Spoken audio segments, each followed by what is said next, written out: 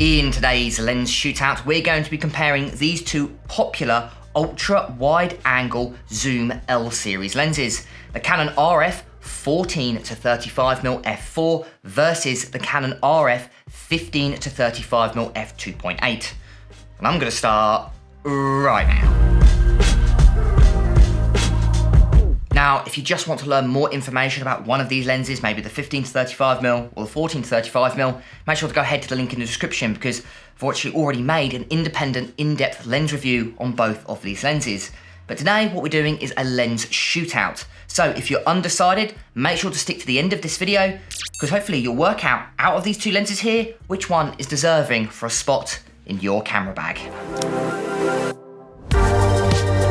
So let's kick this lens review off talking about build quality and lens design, and that's where these lenses are incredibly similar. I'd actually say that the 14 to 35mm is just a smaller version of the 15 to 35mm when it comes to build quality. Both of these lenses are made of a premium plastic and metal construction. Both of them have got an autofocus to manual focus switch as well as an image stabilization switch. Both have got decently sized zoom rings, focus rings, control rings. Both of them come with lens hoods in the box. Both of these lenses have filter threads, which I think is really nice. The 14 to 35mm is a 77mm filter thread, where this lens here, the 15 to 35mm, is an 82mm filter thread. Both these lenses are externally zooming versus their older EF equivalents, which were internally zooming, and both of them come with weather sealing. So actually, out of these two lenses here, I can't really give a winner because both of them have got great build quality. So because of that, both of them get a check mark in this round. Right, so let's have a look at overall image sharpness to work out of these two lenses which one is sharper. So let's zoom in at their widest angle, 15 or 14mm wide open at f2.8. Obviously the f4 lens can't do this, but in the center we're getting great sharpness, and then when we jump to the corners, well, firstly, I just want to mention that I do have peripheral illumination and corrections turned off for all of my optical tests, so we're really testing the lens's optical performance. And we can see that we're getting a little bit of a softer corners there. Firstly, there's quite a lot of distortion and vignetting, as well as they're noticeably softer with a little bit of reduction in contrast. So let's jump to f4, where we can now compare these two lenses. If we go into the center, they're very similar. There's not a lot of difference between these two lenses, but where you can notice a difference is when we jump corners wide open or narrowed down at f4 versus wide open at f4 with the 14 to 35mm. Then we'll jump back to the center again and test these lenses at f5.6. Again, a very similar story. You're not going to really be able to determine the difference in the center of the image when it comes to overall image sharpness. But where you can notice the difference is when we again jump back to the corners again. So if corner image sharpness is really important at 15mm, I do recommend buying the 15 to 35mm. Then let's jump to 35mm to see if these lenses are any different. Again, wide open at f2.8, obviously we can't test the f4 lens here. We can see we're getting great sharpness in the center, and if we jump over to the corners, you can actually see there are a noticeable improvement at 35mm, which is a really good sign. So let's jump back to the center again and test these lenses at f4, wide open for the 14 to 35mm. In the center, again, really good sharpness. You can't really tell the difference between these two lenses. And if we jump to the corners, I would say the 15 to 35mm is a little bit sharper. It's very difficult to tell, which again is a really good sign. Then if we jump back to the center at f5.6, we can see getting really good sharpness in the center. And again, jump back to the corners again, noticeable improvement for both the 15 to 35mm as well as the 14 to 35mm. So out of these two lenses, which one is sharper? Well, it's definitely the 15 to 35mm, but it becomes less noticeable the more you zoom in. At 35mm, these lenses are remarkably similar, and actually I would say they're almost identical in their overall image quality. But where you will notice a difference is anything more than 20mm. If you really zoom out to 15mm and then look into the corners, you'll notice that the 15 to 35mm is noticeably sharper. But again, don't forget, image corrections and peripheral illumination was turned off on these tests. When you turn them on, it's even more difficult to work out of these two lenses which one is sharper. But optically, the 15 to 35mm is sharper and has a higher resolution, and that's the lens I would recommend buying if its sharpness is really important to you. So that's the lens that wins the check mark in this round.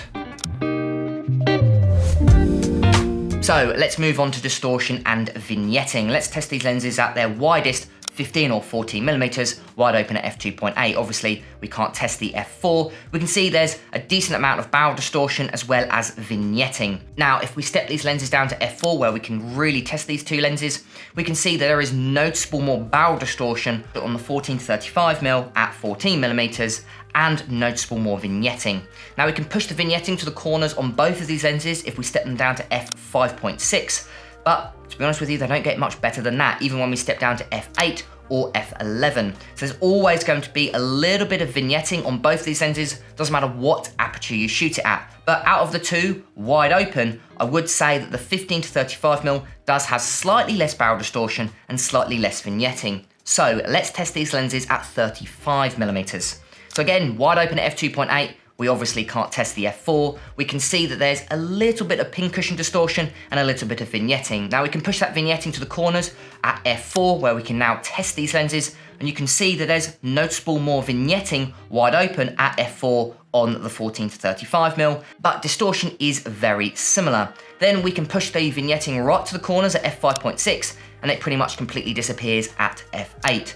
So overall, if you are shooting at more 35mm, distortion and vignetting is a lot more similar. But wide angle, the 15-35mm does have a better performing optical performance when it comes to barrel distortion and vignetting. So because of that, that's what wins the check mark in this round.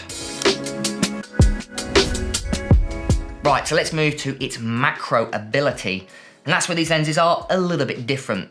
The 14-35mm has a minimum focus distance of just 20 centimeters, where the 15-35mm has a minimum focus distance of 28 centimeters. So you can get a lot closer and have a higher maximum reproduction ratio on the 14-35mm versus the 15-35mm. But let's have a look at overall image quality. And oh my goodness, the 14-35mm wide open at f4 has terrible close-up image quality, almost ghostly, with a really large reduction in contrast, where the 15-35mm isn't good, but it is better than the 14-35mm. We can improve these lenses by stepping down to f5.6 and then f8, where these lenses are razor sharp. But actually, I would say, although you can get closer with the 14-35mm, close-up image quality is better with the 15-35mm. So I would say both these lenses deserve a check mark, one for the minimum focus distance and one for the close-up image quality. So now let's quickly look at bokeh, and that's the outer focus areas you can see in your photo. Now it is difficult to achieve with an ultra wide angle lens, but you can achieve it quite well at 35mm. So let's compare these two lenses, the 14-35mm at f4 versus the 15-35mm at f2.8. And we can see there's a dramatic difference with depth of field. You're getting a lot better depth of field and a lot better rendering on the 15-35mm versus the 14-35mm. And that, I think, is solely down to its aperture. You're getting one stop of light better and a shallower depth of field just due to the aperture of this lens. It's a f2.8, that's kind of what it's known for. So really at 35mm, if you are testing these two lenses, naturally the 15-35mm is going to be better. But if you test it at 14mm, or 15mm, you're not really going to be able to tell the difference just due to how wide it is. It's very difficult to work out a depth of field. So if you're someone that shoots wide angle landscapes, you're not really going to notice the difference in depth of field with these lenses. But if you're more of a portrait wedding photographer like myself, I'd probably buy the 15-35mm thanks to that extra stop of light and that extra little bit of depth of field at 35mm. So that is what wins a check mark in this round. Right, so let's move on to flaring. And what's really nice is both of these lenses come with lens hoods in the box, although they're really small and make a fairly insignificant difference when it comes to flaring. Now, if we compare the 14 and the 15-35mm, we can see both these lenses are actually really good when it comes to flaring. They've also got really beautiful flaring. If you want to integrate pointing at bright light, I know I've done this a lot with my Utah trip. As you can see by a lot of these photos here, they're actually shot on the 15-35mm, the flaring looks really nice and the sun stars are really nice at around f8 to f11 for both of these lenses. So if you're worried pointing at bright lights, because again, ultra wide angle lenses are notorious for getting bright lights in your scene because of how wide angle they are, both these lenses perform really, really well, and there's not a large difference between them.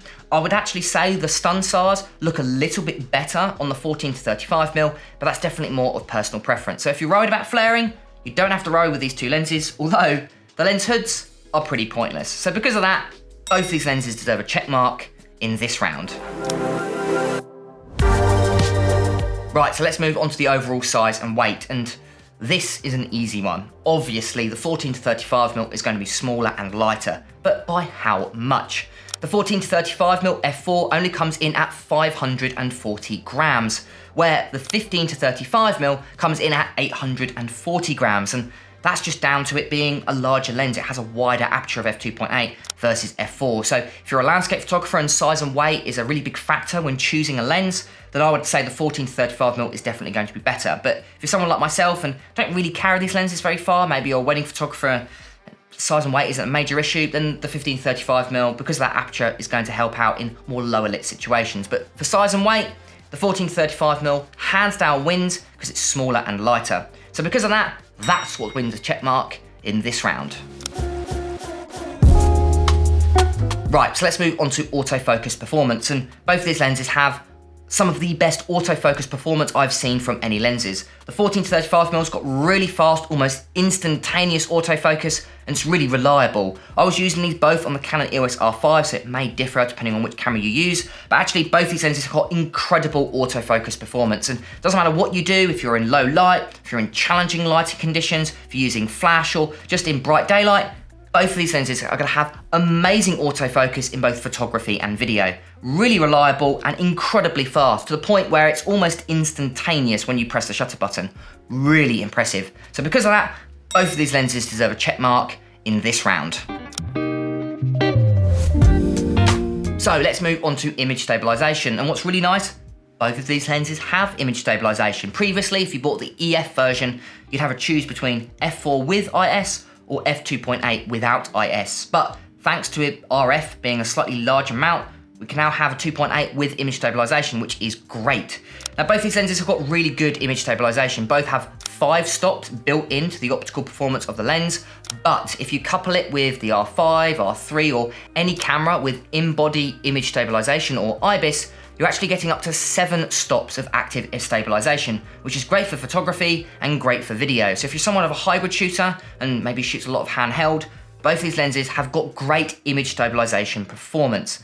The only thing I would say is when you're shooting super wide, like 14 or 15mm, you do get this slight warping effect, which can be removed in post, but it's something definitely to bear in mind, especially when you have digital stabilization activated at the same time as IBIS. It creates this odd warping thing, but that seems to be more of a Canon specific thing instead of a particular lens. So because of that, both these lenses have great image stabilization performance, so both of these lenses deserve a check mark. And last but not least is price. And obviously the 14 to 35mm is going to be cheaper, but how much cheaper? Let's have a quick look. So the RF 14 to 35mm f4 comes in at a whopping £1,599, which in my opinion is really expensive for an f4 lens. But let's see how expensive the f2.8 is. That lens there comes in at £2,399, so really, really expensive. And actually, there's about an £800 difference between these two lenses. And in my opinion, that's not enough of a price gap between these two lenses to make the f4 good value for money. I think it's too closely priced to the f2.8, which will mean a lot of people, a lot of professionals will gravitate towards the f2.8 because there's not a large significant price difference. I think there needs to be more than £1,000 price difference brand new between these two lenses to make the f4 good value for money. But of course, write down in the comments below, do you think the f4 offers good value for money, or is it worth saving up another £800 to buy the more expensive f2.8? But because the f4 is cheaper, although I still don't think it's good value for money, that is what gets a check mark in this round. And there we go, there is my lens shootout between these two ultra wide angle L series lenses. So let's have a look at the overall score. And as you can see, the 15 to 35mm wins by 1 point, 8 versus 7. So out of these two lenses, which one did I prefer shooting with? Which one do I recommend? Well, it really depends, I think, on what type of photographer you are. I think if you're an architecture photographer, landscape photographer, someone where f2.8 doesn't make a large impact and you don't need that low light performance or that shallow depth of field at 35mm, then naturally the f4 I think is going to be a better option for you. It's almost as good, in almost every single aspect as the f2.8 when it comes to image sharpness, distortion vignetting. Obviously this is slightly better, but not by a large amount. I was expecting more of a difference between image quality between these two lenses, but they're remarkably similar when it comes to sharpness, macro ability, when it comes to flaring. These lenses are very, very similar. So the only reason I think you need to buy the f2.8 is if low light is important to you, and maybe if that shallow depth of field is important to you. Me, as a wedding photographer, I'd probably buy the f2.8, but if I was solely a landscape photographer, 100% pick up the 14 to 35mm and never put it down. I was really impressed with this lens here. I just wish it was just a little bit cheaper and offers a little bit better value for money. But of course, write down in the comments below, out of these two lenses, which one would you choose? Is it the 14 to 35mm or the 15 to 35mm? Make sure to write it down in the comments below. I've been James for Photo Fever, and I'll catch you guys next time.